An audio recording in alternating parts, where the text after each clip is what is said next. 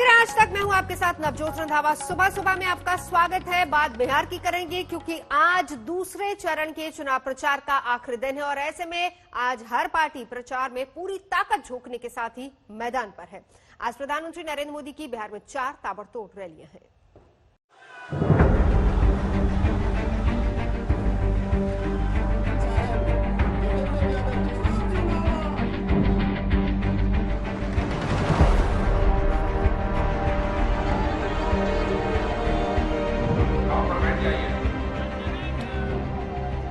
बिहार में दूसरे चरण के मतदान के लिए राजनीतिक पार्टियों ने ताकत झोंक दी है। ताबड़तोड़ रैलियों का दौर जारी है। अब एक बार फिर प्रधानमंत्री की बिहार में मैराथन रैलियां हैं।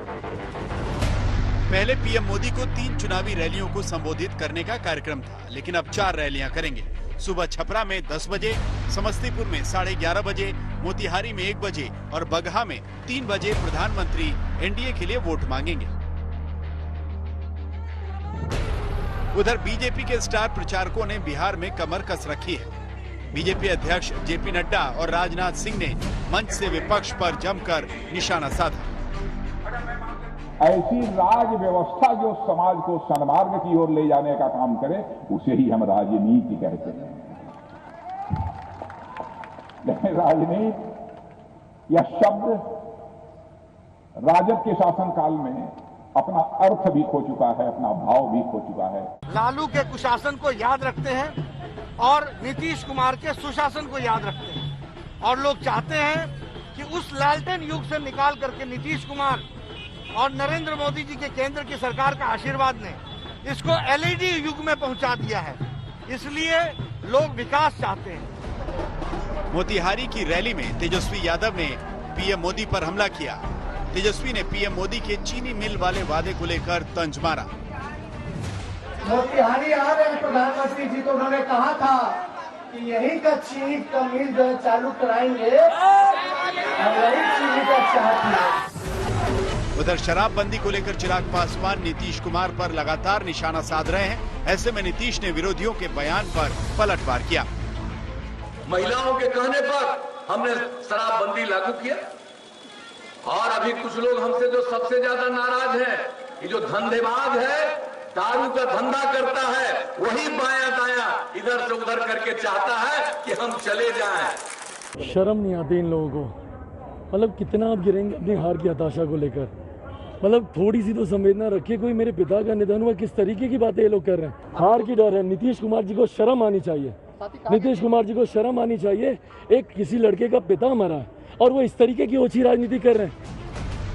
3 नवंबर को बिहार में दूसरे चरण का मतदान होना है। ऐसे में आज चुनाव प्रचार का आखिरी दिन है और कोई भी वोटरों को लुभाने का कोई भी मौका नहीं छोड़ना चाहता। आज तक ब्यूरो। उत्तर प्रदेश में लव जिहाद के खिलाफ कानून लाने की तैयारी हो रही है। देवरिया और जौनपुर में चुनावी रैलियों के दौरान मुख्यमंत्री योगी आदित्यनाथ ने इस भावी कानून का न सिर्फ ऐलान किया बल्कि इसे सख्त प्रावधानों का जिक्र भी किया और उसका जमकर प्रचार किया।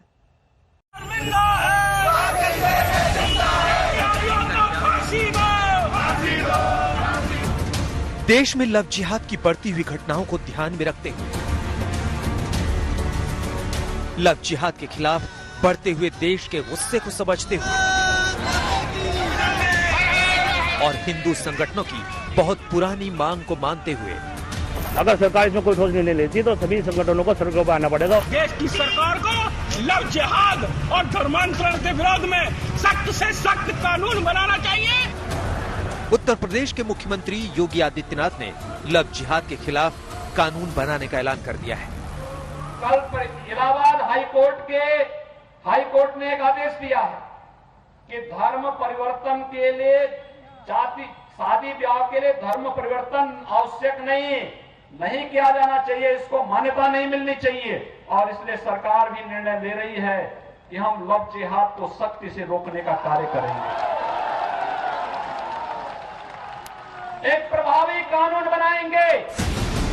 अगर कानून बन जाता है तो उत्तर प्रदेश पहला राज्य होगा जहां लव जिहाद के खिलाफ कानून होगा। और ये कानून कितना सख्त होगा, इसका ट्रेलर भी योगी आदित्यनाथ ने आज अपने सख्त लहजे में जारी कर दिया है। छद्म वेश में चोरी छुपे, नाम छुपा करके, स्वरूप छुपा करके जो लोग बहन बेटियों की इज्जत के साथ खिलवाड़ करते हैं, उनको पहले से मेरी चेतावनी, अगर वे सुधरे नहीं तो राम नाम सत्य है कि यात्रा अब निकलने वाली है। सीएम योगी आदित्यनाथ ने ऐलान तो कर दिया है, लेकिन लव जिहाद के खिलाफ कानून बनाने में कुछ कानूनी अड़चने भी हैं।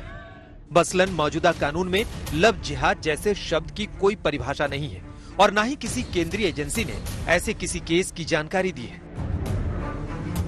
और ये जानकारी केंद्रीय गृह राज्य मंत्री जी किशन रेड्डी ने इसी वर्ष लोकसभा में दी थी।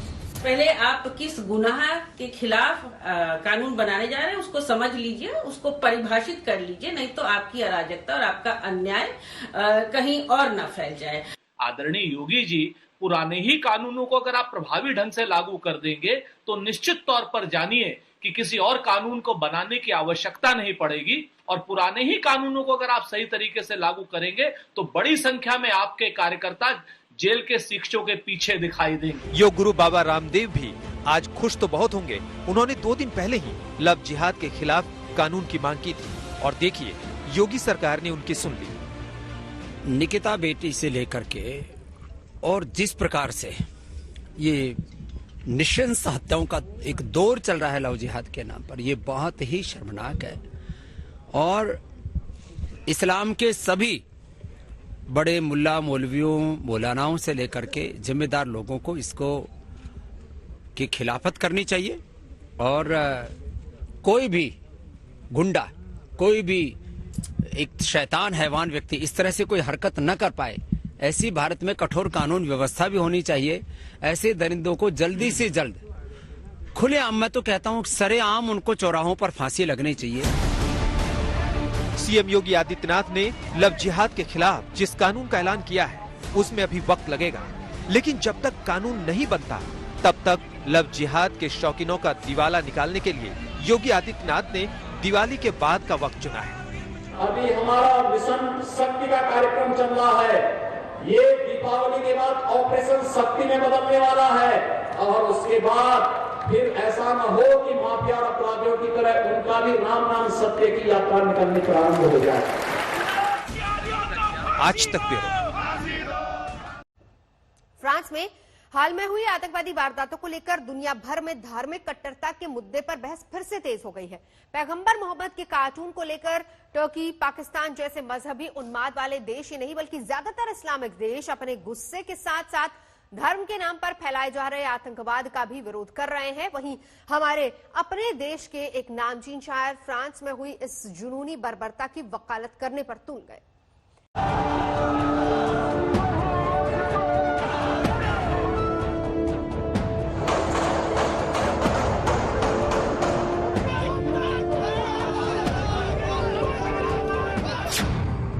आप सिर्फ मुसलमानों को चिढ़ाने के लिए मोहम्मद साहब का कार्टून बना रहे हैं, तो आप क्यों बनाएंगे? किसी को इतना मजबूर न करो कि वो एग्रेसिव हो जाए, किसी को इतना मजबूर न करो कि उसके अंदर का भेड़िया जाग जाए। कि मजहब के नाम पे इस मुल्क में और आए दिन रोज हंगामे हो रहे हैं, सिर्फ इसी उसमें। तो मजहब जो है बहुत खतरनाक चीज है, मजहब छूने की चीज नहीं है। आप एक शख्स को अगर आप गालियां दे रहे हैं और वो पत्थर मार देता है, आपकी मौत हो जाती है, तो आप ये कहें था वो कातिल है, उसने पत्थर मार दिया है। तबरेज अंसारी हो या अखलाक हो या जो भी हो, 100 लोग मिलकर के जाके मारे दे रहे हैं। किसी के पास से गाय का गोश्त निकला या नहीं निकला, जाकर मार दिया उसको। क्या ये जायज है? इस तरह से गाय को लेके जा रहा है, मार देते हैं लोग, तो क्या मारने की आप इजाजत देंगे? या हर शख्स मार सकता है? नहीं मार सकता है। इस्लाम के नाम पर फ्रांस में 2 हफ्तों में 3 बेगुनाहों का सिर धड़ से अलग कर दिया गया। लेकिन अपनी शायरी में मोहब्बत, ईमान और धर्म का फलसफा पढ़ाने वाले मशहूर शायर मुनव्वर राणा को लगता है कि इस पर दुनिया भर में मचा कोहराम बेवजह है, क्योंकि गला काटने वालों के पास ऐसा करने की मुकम्मल वजह थी। अगर आपको वजह में दम ना लगे तो शायर से एक बार फिर तफसील से सुनिए। यही फ्रांस है, यही अमेरिका है, यही सब मिलकर इन्होंने इराक में, अफगानिस्तान में अस्पतालों पर बमबारी की, मरीजों को मारा, स्कूलों पर बमबारी की, बच्चों को मारा, और ये हमें इंसानियत का दर्स देंगे? तब ये कहाँ मर गए थे, ये अंग्रेज या यहूदी, ये सब कहाँ मर गए थे? जब उन पर कुछ होता है तो वो चीखते हैं, जब वो दुनिया पर जुल्म करते हैं तो कुछ भी नहीं है। दूसरे देश में धर्म के नाम पर गर्दन काटने वालों के लिए भारत का मशहूर शायर वकालत का चोंगा पहनकर मैदान में उतर जाए तो फिर कहने के लिए ज्यादा कुछ नहीं बचता। यूपी के रहने वाले राणा की इस मजहबी शायरी पर यूपी के मंत्री बिफर पड़े। शायर की आड़ में एक आतंकी बहरूपिया आज पूरे देश ने देखा, लेकिन सवाल यहां पर यह है कि आतंक को समर्थन करने वाला ये शायर, इसको महिमा मंडित कौन करता था?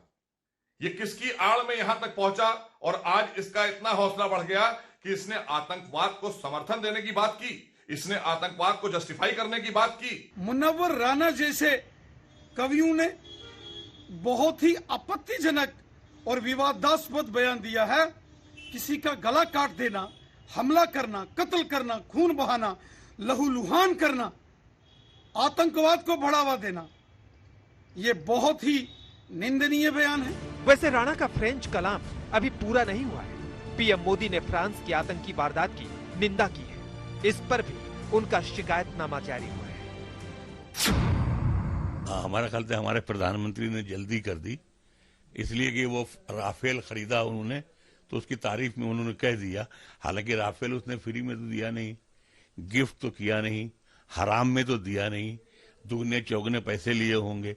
तो एक फ्रांस को खुश करने के लिए, एक फ्रांस की सपोर्ट हासिल करने के लिए आप 56 मुल्कों को आप अगर नाराज करें या उनको दुख हो कि नहीं मोदी साहब को ऐसा नहीं करना चाहिए, उनको कम से कम ये कहना चाहिए यहाँ ये गलत हुआ, लेकिन ये कि बिल्कुल हर तरह से फ्रांस को सपोर्ट दे देने का कोई मकसद नहीं हुआ। मुनव्वर राणा को देश और दुनिया और सरकारों से तमाम शिकायतें हैं। ये करना उनका हक है और वो करते भी रहते हैं, लेकिन एक घनघोर बर्बर आतंकी वारदात पर उनकी मजहबी दलीलें बड़े विवाद की वजह बन गई है। लखनऊ से अभिषेक मिश्रा और कुमार अभिषेक के साथ आज तक ब्यूरो। शायर मुनव्वर राणा ही नहीं बल्कि देश के कई कट्टरपंथी ताकतें फ्रांस की घटना को जायज ठहराने में लग गई हैं। भोपाल से लेकर अलीगढ़ तक, मुंबई से लेकर वडोदरा तक मुस्लिम समुदाय के लोग फ्रांस के खिलाफ विरोध प्रदर्शन कर रहे हैं। इन्हें इस बात की नाराजगी है कि फ्रांस के राष्ट्रपति इमैनुअल मैक्रों ने इस्लामिक कट्टरपंथ के खिलाफ सख्ती का ऐलान क्यों किया है।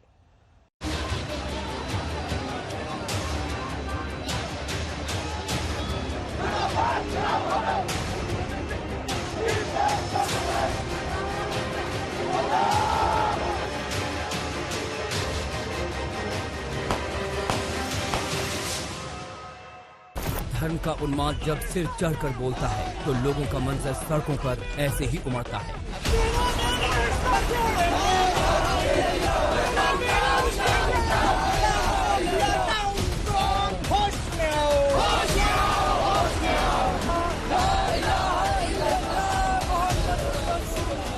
एक तस्वीर पर फ्रांस के नीस शहर में शुक्रवार की सुबह लहूलुहान हो गई। लेकिन ये आक्रोश, ये विरोध उस कट्टरपंथ के खिलाफ नहीं है जिसमें चर्च में घुसकर 3 लोगों को गला रेत कर मार डाला गया, बल्कि ये तेवर भरा प्रदर्शन पैगंबर साहब की एक तस्वीर को लेकर है।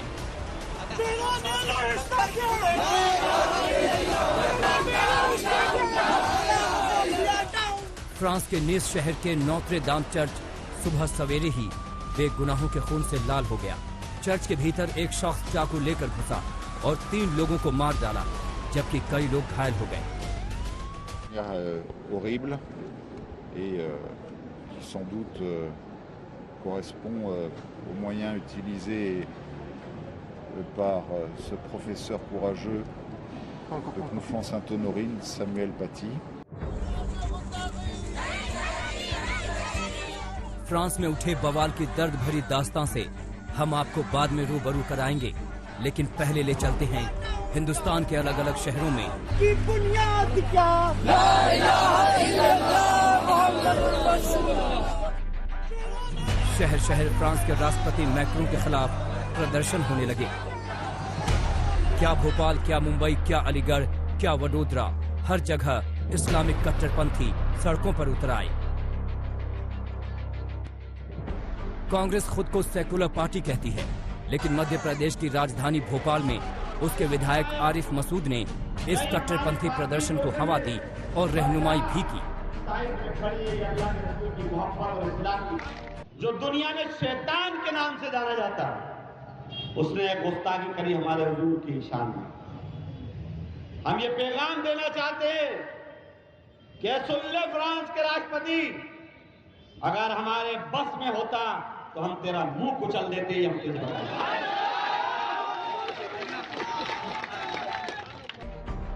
फ्रांस के नीस शहर में बेगुनाहों का खून बहा, लेकिन इस्लाम के नाम पर लोगों का आक्रोश और पैगंबर मोहम्मद पर की गई टिप्पणी के खिलाफ प्रदर्शन हुआ। भोपाल में लोगों ने फ्रांस के राष्ट्रपति के खिलाफ जमकर नारेबाजी की। हाथों में विरोध की तख्तियां लिए लोगों ने फ्रांस के खिलाफ नारे लगाए।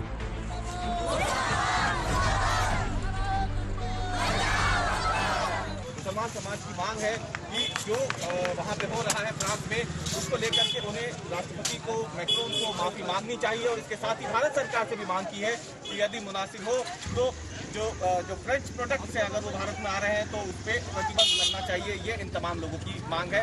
और साथ ही में फ्रांस के खिलाफ इनका जो गुस्सा है वो इस तरीके से बढ़ता जा रहा है। हालांकि मुख्यमंत्री शिवराज सिंह चौहान ने तुरंत प्रदर्शन का संज्ञान लिया और कहा कि दोषी बख्शे नहीं जाएंगे। भोपाल के कांग्रेस के विधायक आरिफ मसूद के द्वारा फ्रांस के खिलाफ रैली का आयोजन करना, प्रदर्शन करना, यानी शुद्ध तौर पर आप आतंकवाद का समर्थन कर रहे हैं। हमारी आस्था, हमारे मजहबी, हमारे नबी के ऊपर टिप्पणी हुई, ये हमें दुख पहुंचा, तो इनको उसका लिहाज करना था और इनको ये कहना चाहिए था। हाँ, ये बात सच है कि हम आतंकवाद के कल भी खिलाफ थे, आज भी खिलाफ हैं, लेकिन इससे ये मतलब नहीं किसी के धर्म के गुरु के बारे में या नबी के बारे में गुस्ताखी की जाए, ये इजाजत किसी को नहीं दी जाती। भाई, जो राष्ट्र है अगर वहाँ आतंकवादी गतिविधि होगी तो वहाँ का देश कानून बनाएगा अपने देश की रक्षा के लिए। और आतंकवादी कौन होता है, क्यों यही वर्ग होता है? और जब ये वर्ग होगा और जहाँ जहाँ भी ये वर्ग है, ये विधर्मियों को सब जगह दंड मिल रहा है। क्यों चीन में ये नहीं उचक पाते? जो चीन कहता है, यहाँ जो नियम बनाते हैं, इनको वहाँ चलना पड़ता है। भोपाल के बाद मुंबई चलिए। किसी देश के राष्ट्रपति के लिए न्यूनतम गरिमा को भी लोग भूल गए। मुंबई में भिंडी बाजार से लेकर नागपाड़ा इलाके तक सड़कों पर फ्रांस के राष्ट्रपति की फोटो लगा दी गई और उनको रौंदा जाने लगा। इमानुएल मैक्रोन है, उनकी तस्वीरें यहाँ पर लगाई गई है और उनके ऊपर से लोग जा रहे हैं। और आपको बता दें, ये जिस इलाके में हम मौजूद है, ये जो नागपाड़ा भिंडी बाजार का इलाका है, यहाँ पर जितनी पूरी तमाम सड़कें हैं, वहाँ पर इस तरीके के फोटोज लगाए गए हैं। फ्रांस सरकार और राष्ट्रपति की इस बेइज्जती पर बीजेपी ने महाराष्ट्र सरकार को कटघरे में खड़ा किया कि उसके राज में ये क्या चल रहा है। हमारे देश के अंदर जो जयचंद है वो हमेशा ही अपने चंद वोटों, सिंहासन के फायदा के लिए हमने दूसरों का साथ दिया है। आज ये बैठ के फ्रांस के आतंकवादियों का साथ दे रहे हैं क्योंकि उनको लगता है उससे ये मध्य प्रदेश में और बिहार में चंद वोट पा जाएंगे। उससे वोट नहीं मिलेगा साहब, उससे ये देश फिर टूटेगा। यही होगा। इस्लाम की बुनियाद क्या? ला इलाहा इल्लल्लाह। उत्तर प्रदेश के अलीगढ़ में अलीगढ़ मुस्लिम यूनिवर्सिटी के छात्रों ने फ्रांसीसी राष्ट्रपति इमानुएल मैक्रों के बयान के खिलाफ प्रदर्शन किया। हाथों में पोस्टर बैनर लेकर छात्र सड़कों पर उतर आए। पूरी दुनिया के अंदर जितने भी मुस्लिम मुमालिक हैं, सब उनके जितने भी चीजें हैं सबको बाइकाट करें और ये बताएं कि जब भी इस्लाम पे कोई आंच आएगी तो हम लोग सब मिलकर तमाम इस्लाम वाले इसका बाइकाट करेंगे। अलीगढ़ के देवबंद में भी ऐसे ही प्रदर्शन हुए और वहां से भी ऐसे ही फ्रांस के खिलाफ मरने मारने पर उतारू होने वाली सोच सामने आई। हम आलम इस्लाम और हिंदुस्तान के मुसलमानों से ये अपील भी करते हैं कि फ्रांस की जितनी भी मसनूआत हैं, उन तमाम ही मसनूआत का आलम इस्लाम भी और हिंदुस्तान के तमाम ही मुसलमान बाइकाट करें और उससे अपना रिश्ता और ताल्लुक खत्म करें। गुजरात के वडोदरा में भी मैक्रों की तस्वीरों को कुचलते हुए लोगों ने विरोध जताया। मुंबई से सौरभ वक्तानिया के साथ रविशपाल सिंह, भोपाल आज तक। सुबह सुबह में अभी के लिए बस इतना ही। देश और दुनिया की बाकी खबरों के लिए देखते रहिए आज तक।